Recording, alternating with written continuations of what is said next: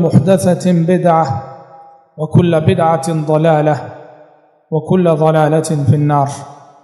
أعوذ بالله السميع العليم من الشيطان الرجيم من همزه ونفخه ونفثه.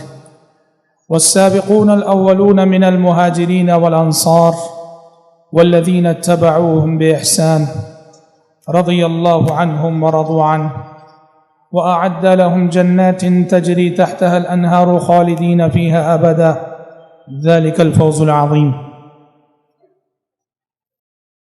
عالی مقام صدر اجلاس و استاذ محترم مولانا عبداللہ صاحب حیدرآبادی عمری مدنی حفظہ اللہ، مرکز السلام کے تمام ہی موقر ذمہ داران اور اس عظیم الشان اجلاس کے معزز شرکاء اجلاس اور پردہ نشین خواتین اسلام، آج کے اس خوبصورت مجلس میں مجھے جس عنوان پر آپ کے سامنے گفتگو کرنی ہے وہ جیسا کہ ابھی آپ نے سنا عظمت صحابہ، یعنی مجھے آپ کے سامنے نبی کریم صلی اللہ علیہ وسلم کے جلیل القدر صحابہ کی عظمتیں کتاب و سنت کے حوالے سے پیش کرنی ہے کہ وہ کن عظمتوں کے حامل تھے، کن فضیلتوں کے حامل تھے، دین میں صحابہ کا مقام کیا ہے، دین میں صحابہ کا مرتبہ کیا ہے۔ اس لیے کہ جیسے کہ ابھی آپ سن رہے تھے کہ ہمارے صوبہ تمل ناڈو میں فتنہ انکار حدیث کی جڑیں کافی مضبوط ہیں، تو وہی ہمارے صوبہ تمل ناڈو میں حضرات صحابہ کرام رضوان اللہ علیہم اجمعین کی شان میں گستاخیاں کرنے والی پوری ایک جماعت موجود ہے، جو صحابہ پر تنقیدیں کرتے ہوئے، صحابہ پر تبصرے کرتے ہوئے، صحابہ پر طنز و تشنیع کے تیر چلاتے ہوئے تھکتی نہیں ہے۔ اور ہم نے اس جماعت کے بعض مقررین کے حوالے سے سنا ہے کہ انہوں نے باقاعدہ جمعہ کے خطبوں کا موضوع بنایا ہے کہ کس صحابی سے کیا کیا غلطیاں ہوئی ہیں، خطبے کا موضوع ہے صحابہ سے کیا کیا غلطیاں ہوئی ہیں۔ تو ایسے ماحول میں بہت ضروری ہوتا ہے کہ ہم صحابہ کی عظمت کا سبق سنیں، سنائیں، پڑھیں، پڑھائیں۔ اس لیے میرے بھائیوں کہ صحابہ کرام رضوان اللہ علیہم اجمعین نبی کریم صلی اللہ علیہ وسلم کے ساتھی، اس دین کے محافظ، قرآن کے اولین دائی، حدیث رسول کے محافظ، الغرض اگر صحابہ کی عظمتوں کا انکار کر دیا جائے تو اسلام کی عظمت کی ساری بنیادیں جو ہے سبحان اللہ ہل جاتی ہیں۔ محترم بھائیوں، صحابہ کیا ہیں؟ صحابہ سچ کہیں تو یہ اللہ تبارک و تعالیٰ کا سلیکشن ہے، یہ جماعت، یہ طبقہ جو نبی کریم صلی اللہ علیہ وسلم کے ساتھ تھا، سچ کہیں تو یہ اللہ تبارک و تعالیٰ کا سلیکشن ہے۔ جس طرح اللہ تعالیٰ نے حضرت محمد صلی اللہ علیہ وسلم کو سارے انبیاء میں سے چن کر افضل الرسل بنایا، اس طرح اللہ تعالیٰ نے آپ کی امت کو ساری امتوں میں افضل الامم بنایا، اور آپ کی یہ امت جو ساری امتوں میں افضل الامم ہے، اللہ تعالیٰ نے صحابہ کو اس امت کے طبقات میں سب سے افضل اور سب سے اعلیٰ طبقہ بنایا، اور وہ مقام عطا کیا صحابہ کو، وہ رتبہ عطا کیا صحابہ کو کہ رہتی دنیا تک کے لیے، قیامت تک کے لیے صحابہ کرام رضوان اللہ علیہم اجمعین ایک کسوٹی بن گئے، ایک معیار بن گئے ایمان اور نفاق کو جانچنے کا، مومن اور منافق کو جانچنے کا۔ میرے نبی نے فرمایا آیت المؤمن حب الانصار و آیت المنافق بغض الانصار۔ پیارے نبی نے کہا مومن کون ہے، منافق کون ہے، یہ اگر جاننا ہو تو دیکھ لو، جس شخص کو بھی میرے انصاری صحابہ سے محبت ہو سمجھ جاؤ کہ وہ مومن ہے، اور جس شخص کو بھی میرے انصاری صحابہ سے نفرت ہو، بغض ہو اور دل میں کینہ کپٹ رکھتا ہو تو سمجھ جاؤ کہ وہ منافق ہے۔ حضرات، صحابہ کی عظمت کی بات جب ہم کرنے چلے ہیں تو صحابہ کرام رضوان اللہ علیہم اجمعین کی عظمت، اس کے قائل نہ صرف انسان ہیں بلکہ صحابہ کی عظمت ایک ایسی حقیقت ہے کہ جس کے قائل کائنات کے جمادات و نباتات بھی ہیں۔ کائنات کی جمادات कायनात के शजर, कायनात के हजर, कायनात के पत्थर, जिन्हें हम कहते हैं कि ये बेजान मखलूक हैं, लेकिन सहाबा की अजमत की बात आ जाए, ये कायनात की बेजबान मखलूकात को भी जबान आ जाती है और वो भी अपने एहसासात और अपने तासुरात का इजहार करने लगते हैं। बुखारी शरीफ की मशहूर हदीस है, नबी करीम सल्लल्लाहु अलैहि वसल्लम एक मरतबे अपने 3 जलील कद्र सहाबा अबू बकर सिद्दीक रज़ी अल्लाहु अन्हु, उमर फारूक रज़ी अल्लाहु अन्हु, उस्मान गनी रज़ी अल्लाहु अन्हु, इन तीनों सहाबा के साथ आप सल्लल्लाहु अलैहि वसल्लम ओहद पहाड़ पर चढ़े। ओहद पहाड़ पे चढ़े, अल्लाहु अकबर, प्यारे नबी ओहद पहाड़ के माथे पर आए, अबू बकर सिद्दीक ओहद पहाड़ के माथे पर आए, उमर फारूक ओहद पहाड़ के माथे पर हैं, उस्मान गनी ओहद पहाड़ के माथे पर हैं। ओहद पहाड़ झूम उठा, ओहद पहाड़ लरज उठा और ओहद पहाड़ हरकत करने लगा, बाकायदा हिलने लगा ओहद पहाड़। प्यारे नबी ने अपने कदम से मार के कहा, उसबत उहद फइन्नमा अलैका नबिय्युन व सिद्दीकुन व शहीदान। आपने कहा कि ए ओहद पहाड़ खामोश रहे, ए ओहद पहाड़ खामोश रहे, हरकत न कर, खामोश रहे। आज तेरे माथे पर एक नबी है, एक सिद्दीक है और 2 शहीद हैं। यानी अल्लाह के नबी पेशिनगोई कर रहे थे कि इस वक्त मेरे साथ मेरे जो 3 जलील कद्र साहबा हैं, इसमें से 2 आगे बढ़कर आगे चलकर शहीद होने वाले हैं। आपने कहा कि ओहद पहाड़ खामोश रहे, आज तेरे माथे पर एक नबी है, एक सिद्दीक है और 2 शहीद हैं। हजरात, ओहद पहाड़ का ये हिलना, ओहद पहाड़ का ये हरकत करना, ये दरअसल जहां नबी करीम सल्लल्लाहु अलैहि वसल्लम के अजमतों को बयान करता है, वही हजरात सहाबा इकराम रिज़वानुल्लाहि अलैहिम अजमईन की अजमतों का भी पता देता है। और बिल्कुल एक रिवायत के मुताबिक ऐसा ही वाकया हिरा में भी पेश आया। ओहद पहाड़ तो मदीने में, जबल हिरा मक्के में, ऐसा ही वाकया एक मरतबे नबी करीम सल्लल्लाहु अलैहि वसल्लम और इन तीनों सहाबा के साथ हिरा पे भी पेश आया। कहना ये अजमत सहाबा की जब हम बात कर रहे हैं तो इंसान सहाबा की अजमत इतनी अजीम शय है कि कायनात की जमादात भी इस चीज को तस्लीम करते हैं। हजरात, सहाबा इकराम रिज़वानुल्लाहि अलैहिम अजमाइन, सहाबा इकराम रिज़वानुल्लाहि अलैहिम अजमाइन, अगर हम इनफिरादी तौर पर देखते चलें, एक एक सहाबी की क्या खुसूसियत है, एक एक सहाबी की क्या फजीलत है, वल्लाह गंठे दरकार हैं। एक एक सहाबी अपने अंदर इतनी फजीलतें रखता है, एक एक सहाबी अपने अंदर इतनी खुसूसियतें रखता है। ये अबू बकर सिद्दीक रजी अल्लाह अन्हु है, ये अबू बकर सिद्दीक रजी अल्लाह अन्हु है जिनके बारे में कहा गया कि इस उम्मत में नबी के बाद अगर किसी का मुकाम है तो वो अबू बकर सिद्दीक रजी अल्लाह अन्हु है। और अगर शेखुल इस्लाम इब्न तैमिया रहमतुल्लाह अलैह की किताब मिन्हाजुस सुन्ना के हवाले से ये बात भी मैं जिक्र कर दूं, इमाम इब्न तैमिया रहमतुल्लाह अलैह ने हजरत उमर फारूक रजी अल्लाह अन्हु का ये कौल नकल किया है, मिन्हाजुस सुन्ना में बसनद सही नकल किया है। हजरत उमर फरमाते हैं कि अल्लाह की कसम, अगर क़यामत तक आने वाले मुसलमान, इस उम्मत के क़यामत तक आने वाले मुसलमान, उन तमाम मुसलमानों के ईमान को तराजू के एक पलड़े में रख दिया जाए, इस उम्मत के वह मुसलमान जो अहदे सहाबा से लेकर क़यामत तक आने वाले हैं, उनके ईमान को तराजू के एक पलड़े में रख दिया जाए और सिर्फ अबू बकर सिद्दीक के ईमान को तराजू के दूसरे पलड़े में रख दिया जाए, तो हजरत उमर कहते हैं अल्लाह की कसम, अबू बकर के ईमान वाला पलड़ा वजनी हो जाएगा, भारी हो जाएगा और पूरी उम्मत के ईमान वाला पलड़ा हल्का होकर ऊपर उठ जाएगा। उमर फारूक रजी अल्लाह अन्हु ने कहा बसनद सही मरवी है। हजरात गौर करो, अबू बकर सिद्दीक रज़ी अल्लाह अन्हु, कितनी बड़ी बात है, दीन की उन्होंने कैसे हिफाजत की, उसवे नबवी की उन्होंने कैसे हिफाजत की। जब प्यारे नबी की वफात हुई, प्यारे नबी का इंतकाल हुआ, अबू बकर ने ज़िमाम खिलाफत संभाली, मुसलमानों ने उन्हें अपना खलीफा बना लिया। बड़े बड़े चैलेंजेस अबू बकर के सामने थे। सबसे बड़ा चैलेंज तो ये आया, मुद्दईयान नबुव्वत उठ खड़े हुए कि मैं नबी हूं। वहां मुसैलमा कज़्ज़ाब कह रहा था कि अब मैं नबी हूं, वहां असवद अनसी कह रहा था कि अब मैं नबी हूं, वहां सजाह नामी औरत कह रही थी कि अब मैं नबी हूं। मुद्दईयान नबुव्वत उठ खड़े हुए। वहीं दूसरा फितना यह हुआ कि अरब से हर तरफ से इर्तिदाद की खबरें आने लगी कि फला कबीला मुर्तद हो गया, फला कबीला मुर्तद हो गया। एक तरफ मुद्दईयान नबुव्वत, तीसरी तरफ सुभान अल्लाह इस्लाम से मुर्तद, दूसरी तरफ मुर्तद होने वाले, और तीसरी सिंफ मानीन ज़कात। कुछ लोग उठ खड़े हुए, उन्होंने कहा हम इस्लाम पर कायम रहेंगे, तौहीद पर कायम रहेंगे, नमाजें भी पढ़ेंगे, बस ज़कात हमसे नहीं दी जाएगी, हम ज़कात नहीं देंगे, तौहीद के कायल हैं हम, नमाजी हैं हम ज़कात नहीं देंगे। 3 बड़े चैलेंजेस अबू बकर सिद्दीक रजी अल्लाह अन्हु के सामने थे।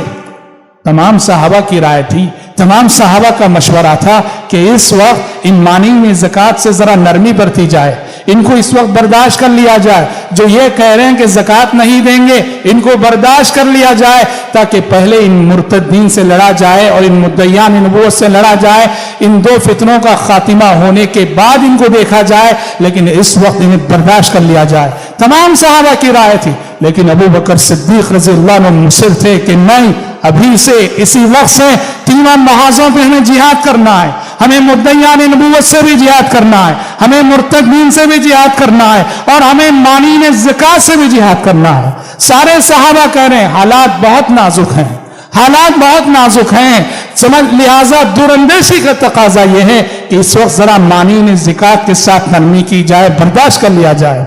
समझाने के लिए उमर फारूक रजी अल्लाह अन्हु को भेजा। तमाम सहाबा ने मिलकर जाइए जरा बात करके आइए, अबू बकर को समझा के आइए।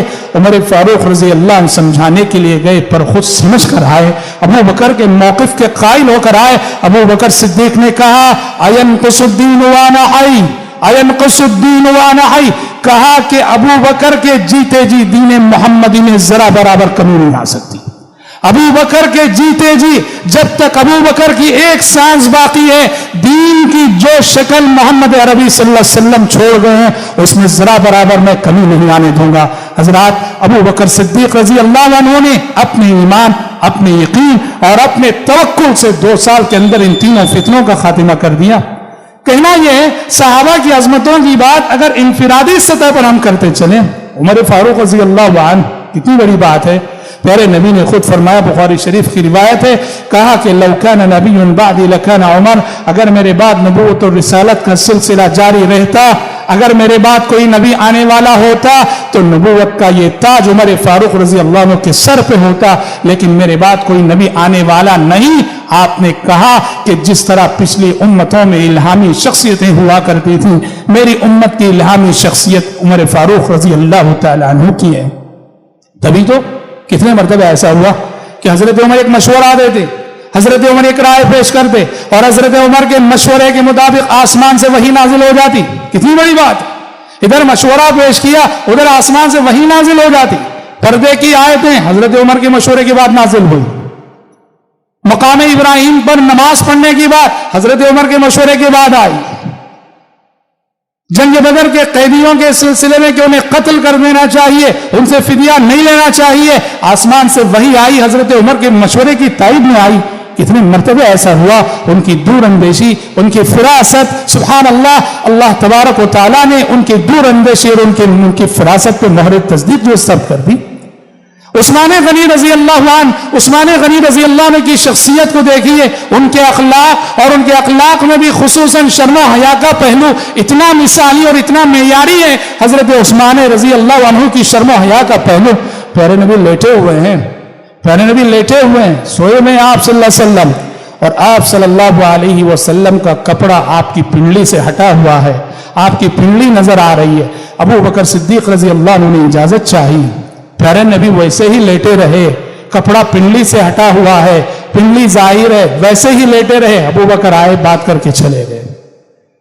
अबू बकर के बाद हजरत उमर ने इजाजत चाहिए, प्यारे नबी ने इजाजत दी, वैसे ही लेटे रहे। हजरत उमर आए, गुफ्तगू किए, चले गए। प्यारे नबी वैसे लेटे रहे, पिंडली जाहिर है। और हजरत उमर के जाने के बाद हजरत उस्मान आए, हजरत उस्मान आए, आपको बताया गया कि उस्मान आने की इजाजत चाह रहे हैं। प्यारे नबी सल्लल्लाहु अलैहि वसल्लम फौरन उठकर बैठ गए, आपने फौरन अपनी पिंडली ढांप ली। हजरत उस्मान जब जा चुके बात करके, माई आयशा सिद्दीक रजी अल्लाह अन्हा ने पूछा, कहा कि अल्लाह के नबी, अबू बकर आए, आप उसी तरह लेटे रहे, पिंडली जाहिर थी। उमर आए, आप उसी तरह लेटे रहे, पिंडली जाहिर थी। पर उस्मान आए तो आप चौंक कर बैठ गए, आपने अपनी पिंडली ढांप ली। क्या बात है, उस्मान की क्या खुसूसियत है? پیارے نبی نے فرمایا الا استحی من رجل تستحی منہ الملائکہ، کہا کہ عائشہ کیا میں اس عثمان سے شرم نہ کروں جس عثمان کی سے کہ فرشتے بھی شرمایا کرتے ہیں، جس عثمان کی شرم و حیا کی داد فرشتے بھی دیتے ہیں، کیا میں اس عثمان سے شرم نہ کروں؟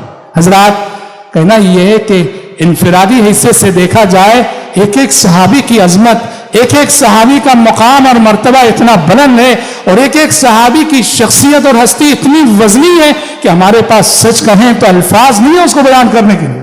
ابن مسعود رضی اللہ عنہ عہد نبوت کے کمسن صحابی ہیں۔ ابن مسعود رضی اللہ عنہ ایک مرتبہ یہ ہوا کہ ابن مسعود رضی اللہ عنہ پہاڑ درخت پہ چڑھ رہے تھے، درخت پہ چڑھے ابن مسعود رضی اللہ عنہ، دبلے پتلے صحابی تھے، درخت پہ چڑھے، لوگوں نے ان کی دبلی پتلی پتلی پنڈلیاں دیکھی، ابن مسعود رضی اللہ عنہ کی پنڈلیاں دیکھی جو بالکل باریک باریک پتلی پتلی تھی، ہنسنے لگے لوگ، کہا کہ کتنی پتلی پنڈلیاں ہیں، کتنے پتلے پیر ہیں، کتنے باریک قدم ہیں۔ پیارے نبی نے ہنستے ہوئے لوگوں سے مخاطب ہو کے کہا کیوں ہنس رہے ہو؟ کہا کہ اللہ کے نبی وہ دیکھیے ابن مسعود کی پنڈلیاں کتنی نرم ہیں، کتنی باریک ہیں، کتنی پتلی ہیں۔ پیارے نبی نے کہا تم ہنس رہے ہو، اللہ کی قسم یہ پنڈلیاں قیامت کے روز ترازوں میں جبل احد سے زیادہ وزنی ہوں گی، احد کے پہاڑ سے زیادہ وزنی ہوگی۔ کہا کہ ان کی جسامت کو میں دیکھو، کنیف ملیا ایمانا، کہ ابن مسعود کا دل ایمان سے بھرا ہوا ہے، ایمان سے بھرا ہوا دل ہے، اور اللہ تبارک و تعالیٰ کل انسانوں کو جو تولے گا، وزن کرے گا، وہ ان کی جسامت پر نہیں، ان کے دلوں میں پائے جانے والے ایمان کی بنیاد پر۔ تبھی تو حدیثوں میں پیارے نبی نے فرمایا کہ ایک شخص جو دنیا میں بہت موٹا تازہ فروا رہے گا، وہ قیامت کے روز اس حال میں آئے گا کہ اللہ کے پاس اس کی حیثیت مچھر کے پر کے برابر بھی نہ ہوگی۔ حضرات اجتماعی سطح پر اگر دیکھیں طبقہ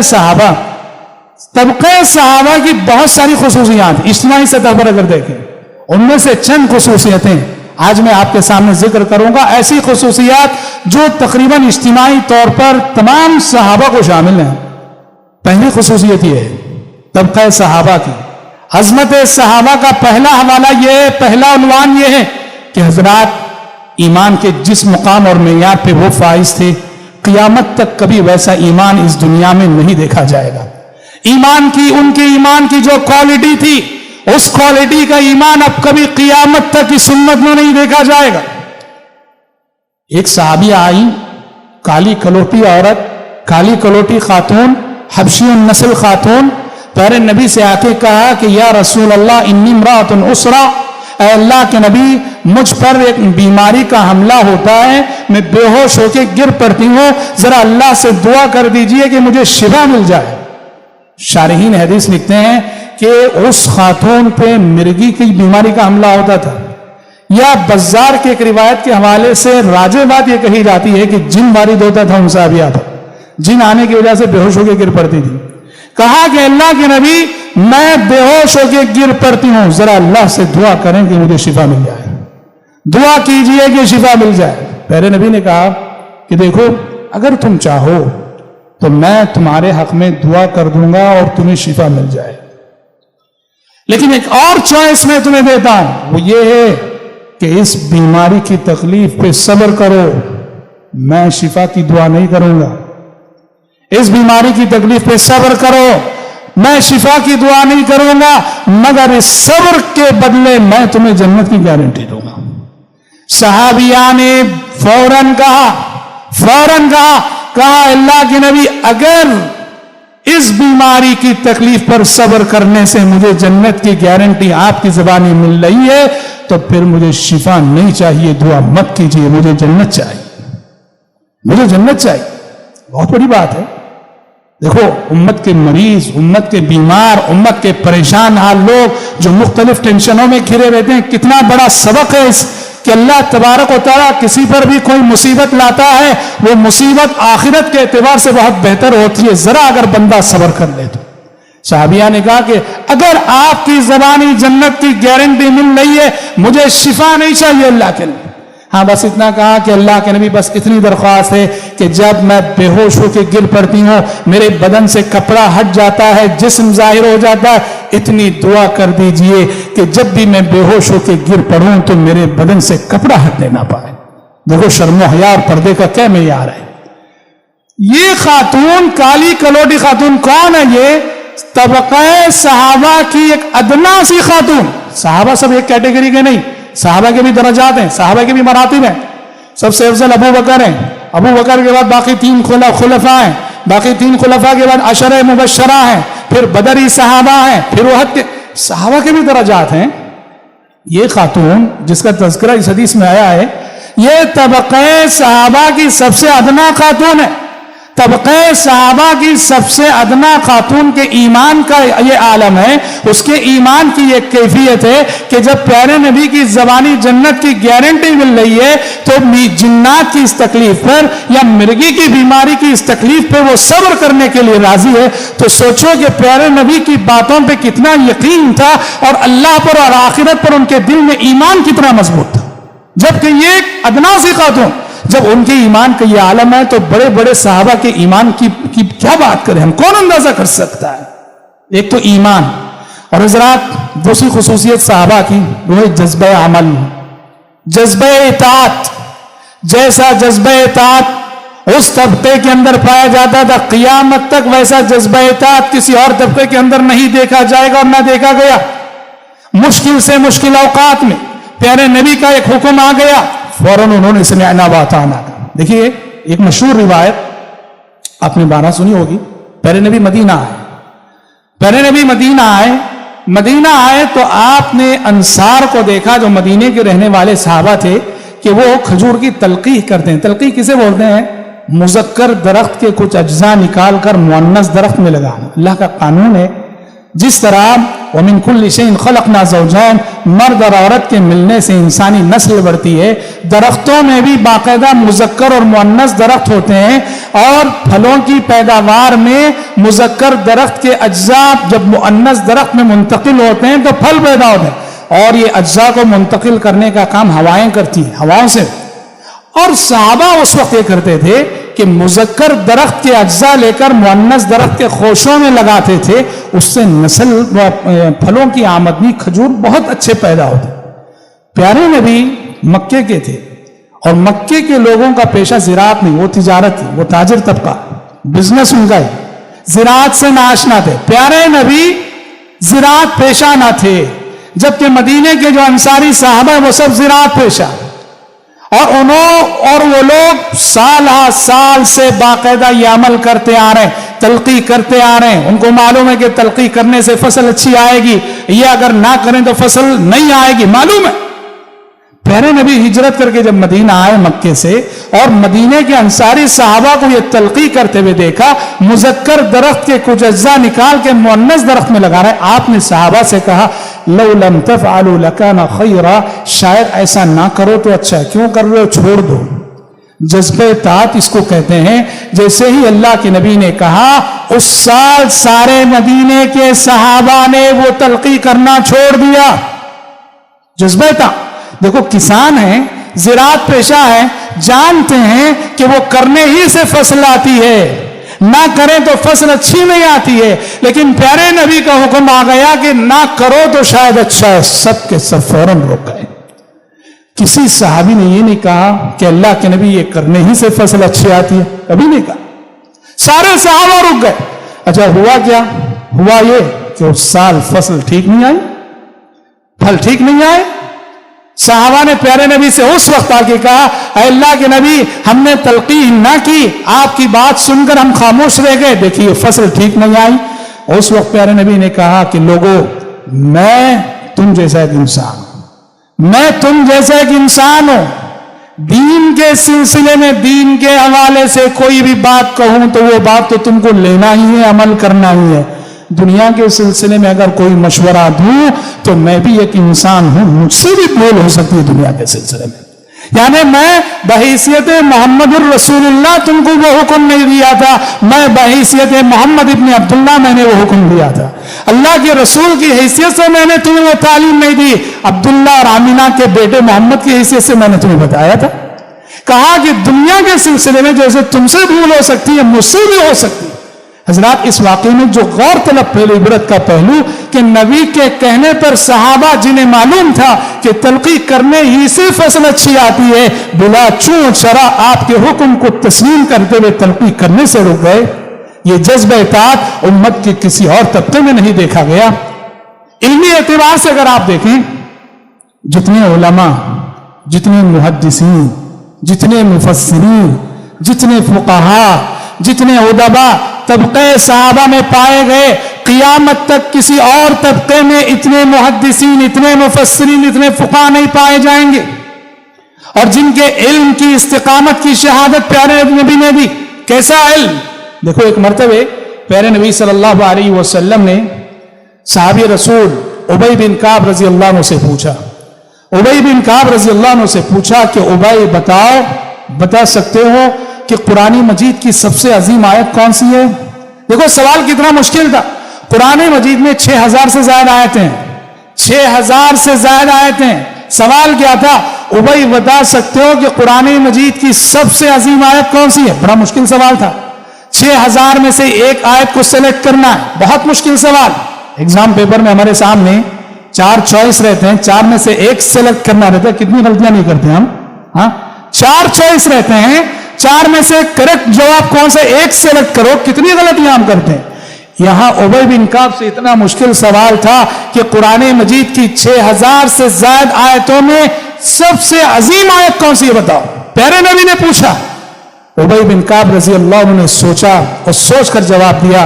कहा, अल्लाह के नबी, मैं समझता हूं कि शायद आयतुल कुर्सी ये कुरान मजीद की सबसे अजीम आयत है।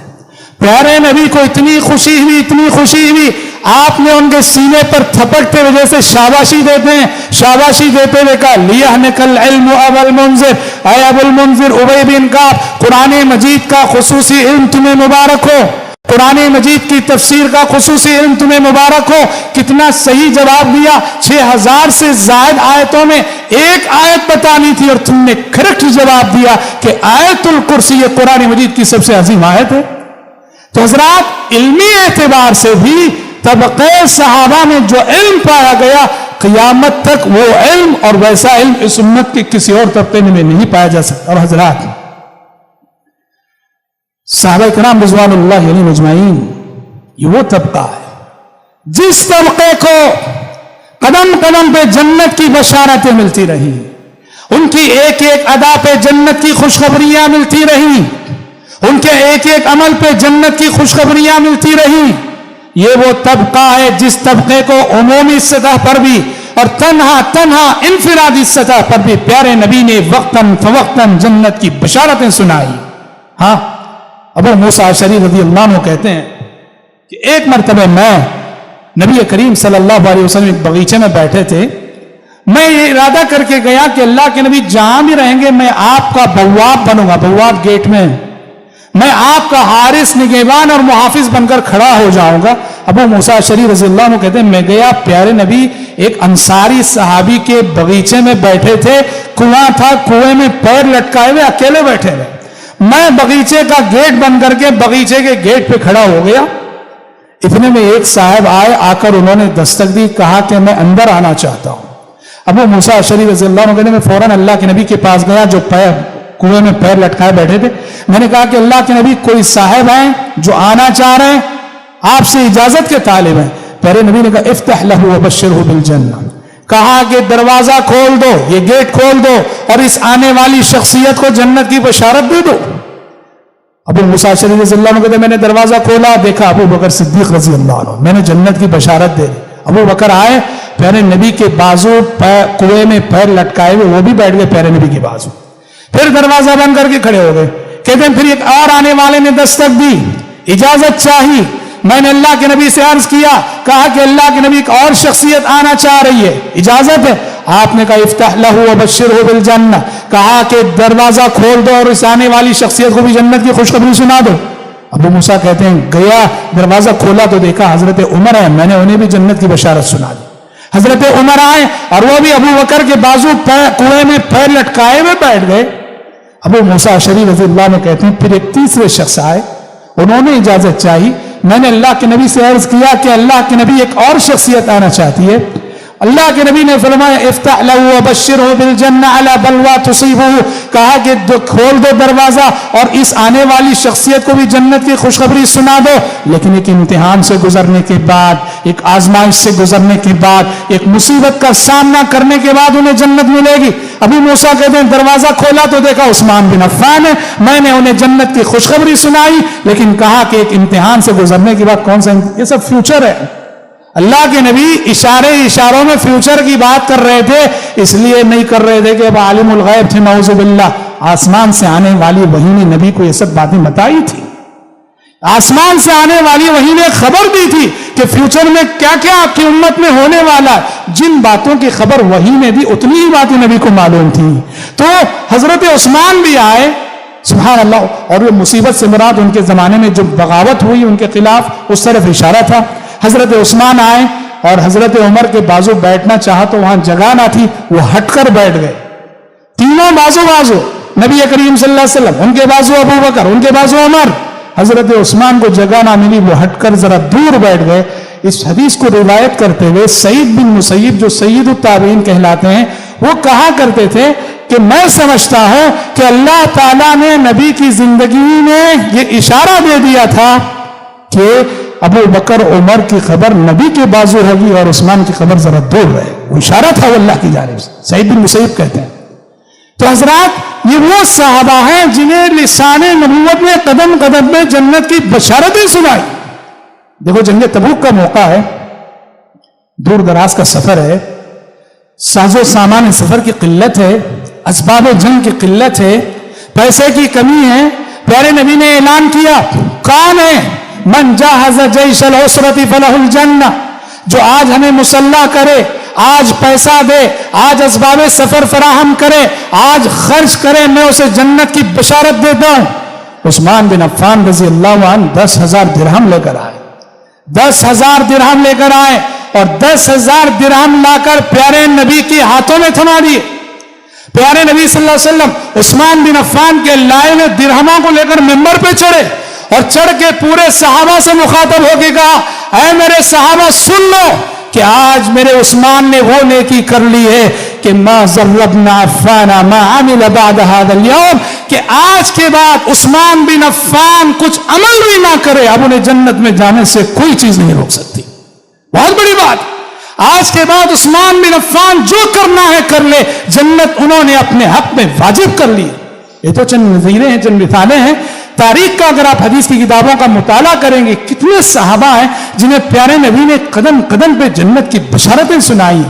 اور حضرات جس طرح یہ طبقہ قدم قدم پہ جنت کی بشارتیں انہیں مل رہی تھی، حضرات اس طبقے کی فضیلت بھی ہے۔ ایک فضیلت کا پہلو یہ بھی ہے کہ صحابہ کرام رضوان اللہ علیہم اجمعین قدم قدم پہ ان کے ساتھ نصرت الہی رہی، قدم قدم پہ ان کے ساتھ تائید الہی رہی، رب العالمین کی مدد ان کے شامل حال رہتی، مشکل سے مشکل گھڑیوں میں آسمان سے مدد ان کے پاس آتی۔ بخاری شریف کی روایت ہے، دو صحابی اسید بن حضیر اور عباد بن بشر، دو جلیل القدر صحابی ہیں، پیارے نبی کے پاس آئے کسی معاملے میں بات کرنے کے لیے، مشورہ کرنے کے لیے، گفتگو کرنے کے لیے پیارے نبی کے پاس آئے، اور رات کا وقت تھا، بہت دیر بات کرتے ہوئے کھڑے ہوئے اور گفتگو ختم ہونے کے بعد واپس جانے لگے دونوں صحابہ۔ رات کا وقت تھا، تاریکی تھی، دونوں صحابی جیسے اللہ کے نبی کے پاس سے نکلے، بخاری شریف کی روایت کہتی ہے کہ ان دونوں صحابہ کے سامنے ایک نور اور ایک روشنی چلنے لگی، راستے کو منور کرتے ہوئے، ایک نور اور روشنی چلنے لگی راستہ منور کرتے ہوئے، اور آگے چل کر دونوں کا راستہ الگ الگ تھا۔ اسید بن حضیر کو دائیں جانب جانا تھا، عباد ابن بشر کو بائیں جانب جانا تھا۔ جیسے ہی دونوں الگ ہوئے اس روشنی کے بھی دو حصے ہو گئے، ایک حصہ عباد ابن بشر کے ساتھ، ایک حصہ اسید ابن حضیر کے ساتھ۔ بخاری میں نصرت الہی، تائید الہی، جسے آج کی زبان میں اگر آپ کہیں تو کرامت صحابہ۔ اہل الحدیث کرامتوں کو مانتے ہیں، کرامتوں پہ ایمان رکھتے ہیں. سلف کا عقیدہ کرامتوں کو ماننے کا ہے. ہاں کرامتوں کے نام پہ شرارتوں کو نہیں مانتے. جی ہاں کرامتیں برحق ہیں, وہ نیک ہو, اولیاء ہو, بزرگ ہو, متقی ہو, خدا ترس انسان ہو, ان کے ساتھ ایسا ہوتا ہے. دیکھیے علامہ البانی جو اس دور کے بہت بڑے محدث تھے, انہوں نے اس حدیث کو صحیح قرار دیا ہے. کیا حدیث؟ ایک اور صحابی تھے ابو امامہ الباہلی رضی اللہ عنہ. ابو امامہ الباہلی مسلمان ہوئے اور ان کے قبیلے کا نام تھا باہلا. جب یہ مسلمان ہوئے تو پیارے نبی نے انہیں ان کے قبیلے باہلا کی جانب دائی بنا کر بھیجا, مبلغ بنا کر بھیجا, جاؤ دعوت و تبلیغ کا کام. ابو امامہ آئے, اپنے قبیلے والوں کے آگے اسلام پیش کیا, سمجھایا, منوایا. قبیلے والوں نے مانا نہیں. قبیلے والوں نے مانا نہیں, بلکہ الٹا حضرت ابو امامہ رضی اللہ عنہ کو خوب گالیاں دی, خوب مارا پیٹا. ابو امامہ کہتے ہیں میں بھوکا ہو گیا, پیاسا ہو گیا. میں نے کہا پانی تو پلا دو, کھانا تو کھلا دو. نہ انہوں نے پانی پلایا نہ کھانا کھلایا, مار کر دھتکار کر بھیج دیا. حضرت ابو امامہ الباہلی رضی اللہ عنہ کہتے ہیں میں واپس ہوا, راستہ چلتے ہوئے جب تھک گیا ایک درخت کے نیچے سو گیا. ایک درخت کے نیچے سو گیا. کہتے ہیں سو گیا تو میں نے خواب دیکھا. کیا خواب دیکھا؟ خواب میں ایک آنے والا اور میرے پاس پہنچا. پہنچ کر اس نے کہا کہ ابو امامہ یہ دودھ ہے پی لو, یہ دودھ ہے پی لو. ابو امامہ کہتے ہیں میں پینے لگا. پی کر میں نے واپس کیا, کہا اور پیو. کہا اور پیا.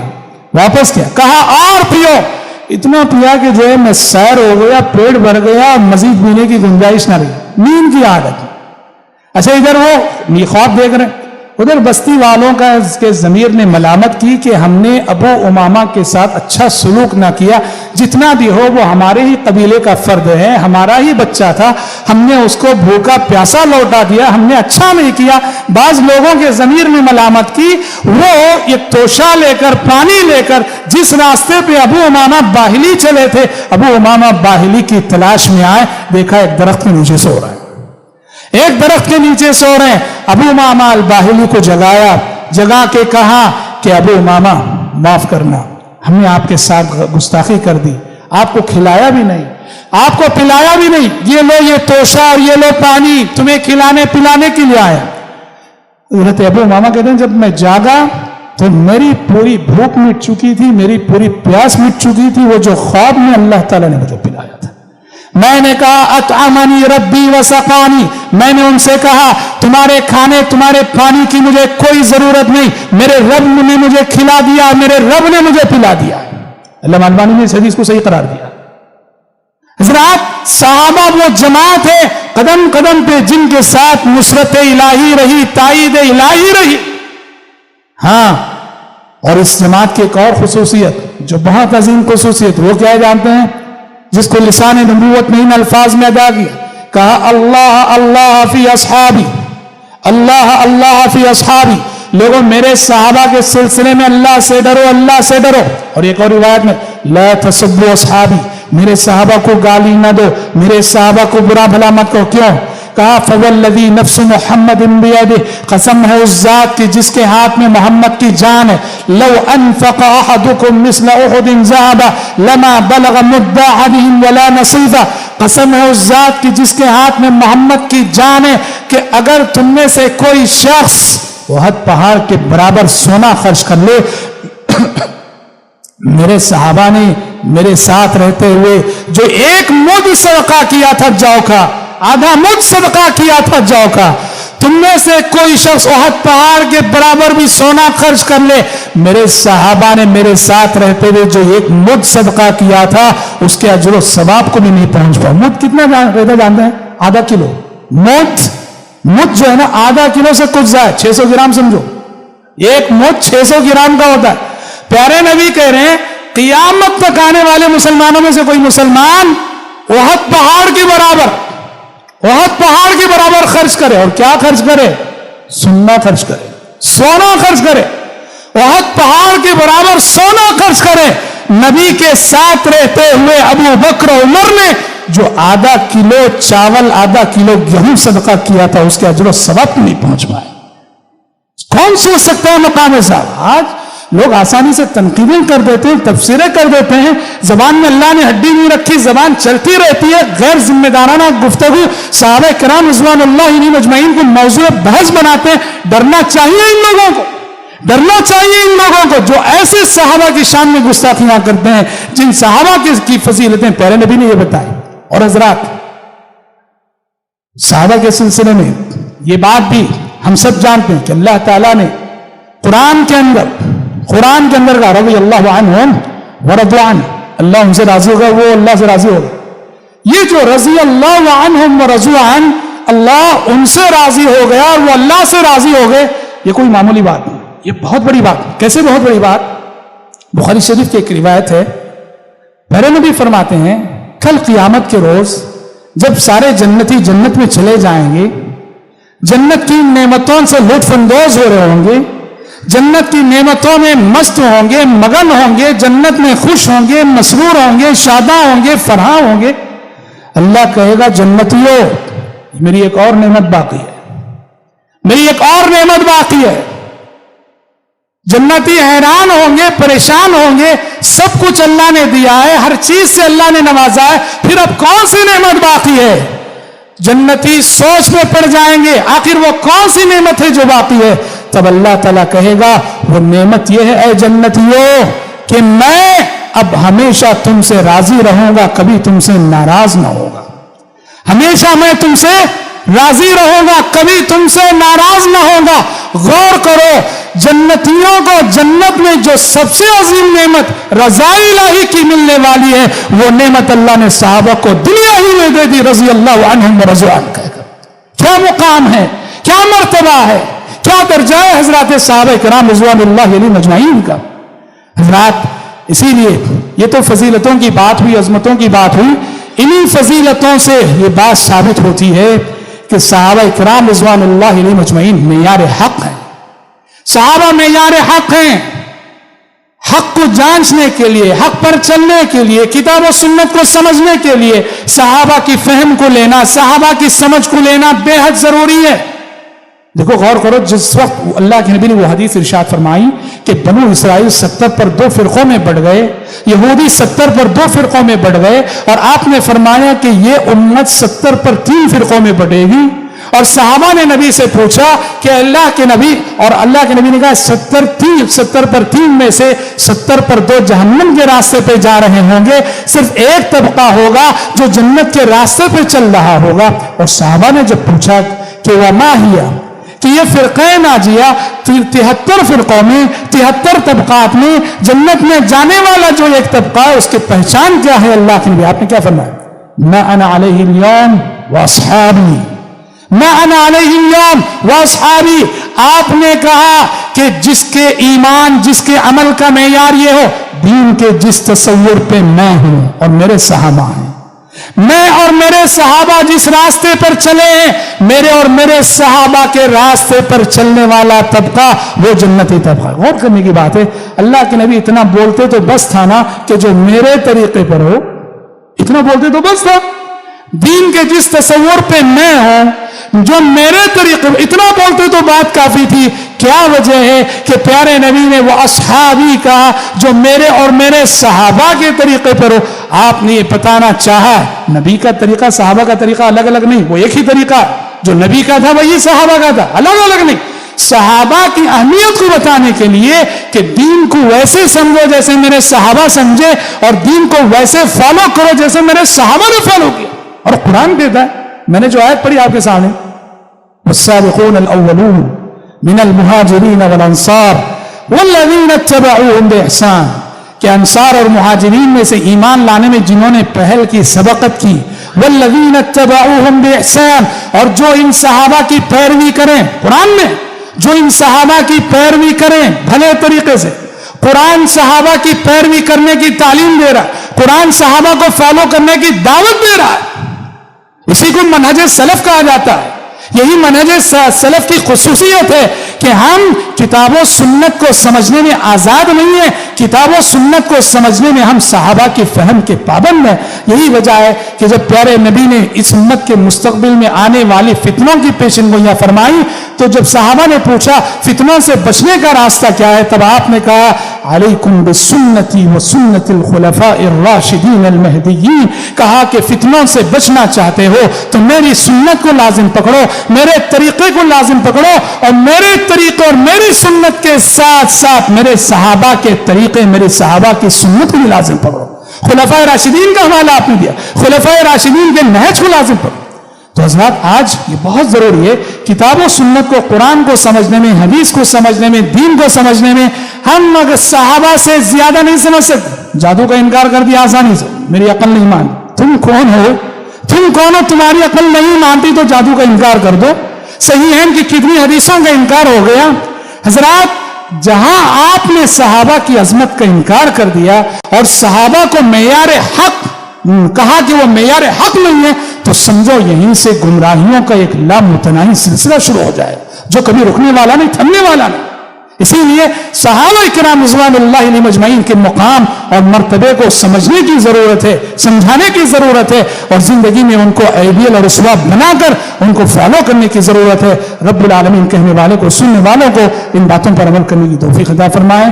آمین وآخر دعوانا الحمدللہ رب العالمین۔